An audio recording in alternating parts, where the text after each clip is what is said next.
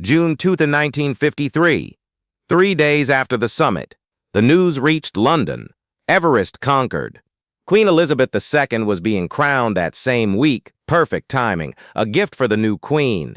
The British press exploded with celebration, headlines, parades, national pride.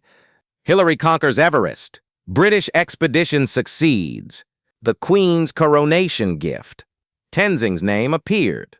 Sometimes, in small print, at the bottom, assisted by Sherpa Tenzing. Assisted.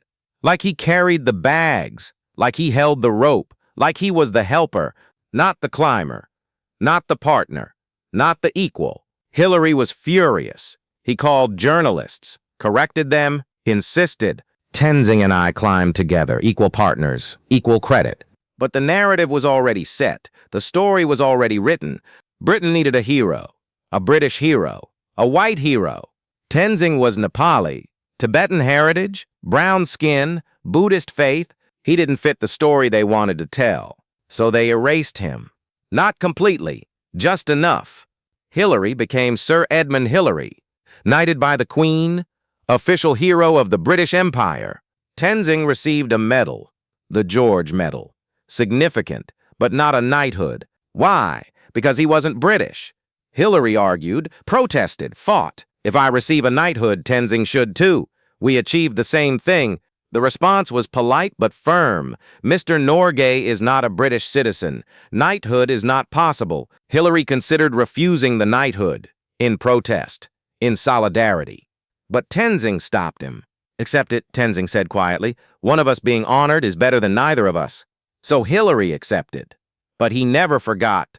The parades began. London, New York, Sydney. Hillary was invited everywhere.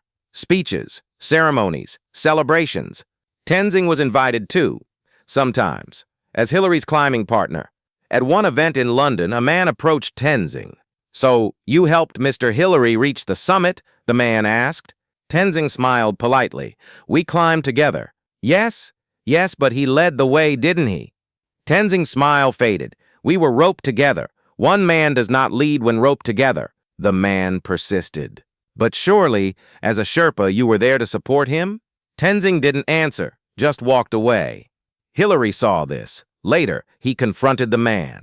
Tenzing didn't support me. We supported each other. He's not my helper. He's my equal.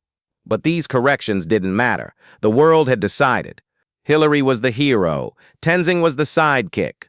Back in Nepal, Tenzing returned home. His village celebrated, proud, joyful. But the Nepalese government was angry. You are Nepali, they declared. You should have planted the Nepali flag first. You should have claimed the summit for Nepal. Tenzing tried to explain. We planted all the flags together. Nepal, India, Britain, United Nations. But which flag did you plant first? They demanded. Tenzing refused to answer, just like he refused to say who stepped first. The Indian government claimed him too. Tenzing is Indian, born in Tibet but raised in Darjeeling, India. They gave him awards, declared him a national hero, held parades. But they also asked you should have claimed the summit for India. Why didn't you? Tenzing was caught between three countries, Nepal, India, Britain. Each wanted to own his achievement. None wanted to share it. Meanwhile, Hillary returned to New Zealand as a national hero, honored, celebrated, wealthy. Tenzing returned to Nepal, still poor, still struggling, still living in a modest home. The British expedition paid Hillary a significant bonus. Speaking fees, book deals.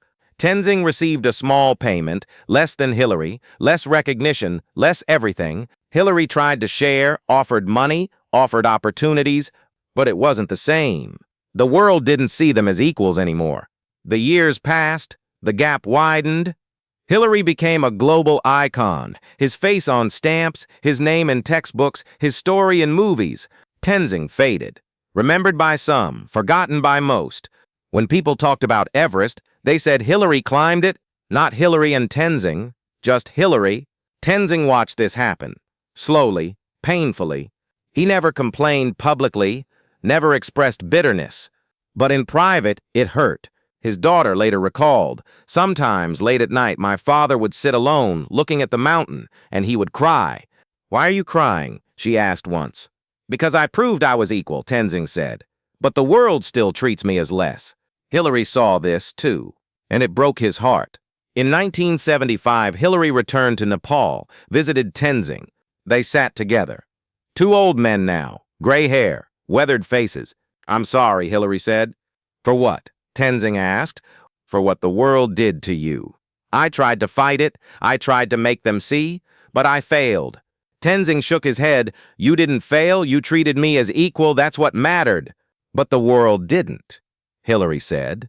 "The world never does," Tenzing replied. "But you did, and I will never forget that." They sat in silence, the mountain visible in the distance. "Do you regret it?" Hillary asked. "Climbing with me, sharing the summit?" Tenzing thought for a long time. "No," he finally said, "because at the summit for those 15 minutes I was truly equal. The world may have taken that away after, but they can't take away that moment. That was real." Hillary nodded, tears in his eyes. "I wish I could have protected you better," he said. "You protected what mattered," Tenzing replied. "My dignity, my truth, our friendship." In 1986, Tenzing died, age 71. The obituaries called him Hillary's climbing partner, the Sherpa who climbed Everest, assistant to Sir Edmund Hillary, not equal, not partner, not hero, assistant. Hillary was devastated. He spoke at memorial services, corrected every person who called Tenzing assistant.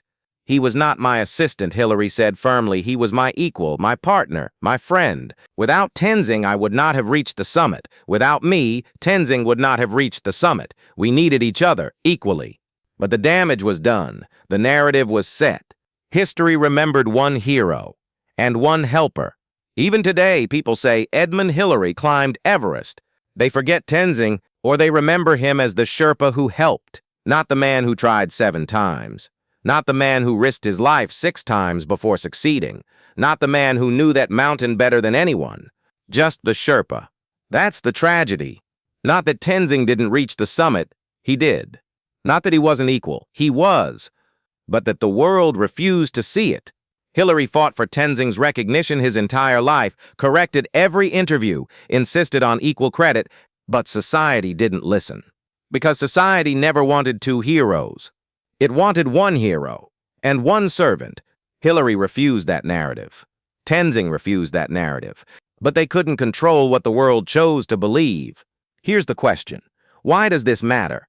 Because it's still happening. Every day, someone achieves something great, but only the right person gets credit. The right race, the right nationality, the right background. Everyone else becomes assistant, helper, supporter, even when they did the same work. Tenzing Norgay climbed Everest, same mountain, same day, same achievement, but he didn't get the same recognition. Not because he was less capable, because he was Sherpa. That's the lesson. Talent isn't enough, achievement isn't enough, even being equal isn't enough. If the world doesn't want to see you as equal, they won't. No matter what you do. That's what Tenzing learned. That's what Hillary tried to fight. And that's what we need to remember. When we talk about Everest, we say Hillary and Tenzing, together equal always. Not Hillary with Tenzing's help, Hillary and Tenzing, because that's the truth. And the truth matters, even when the world forgets it.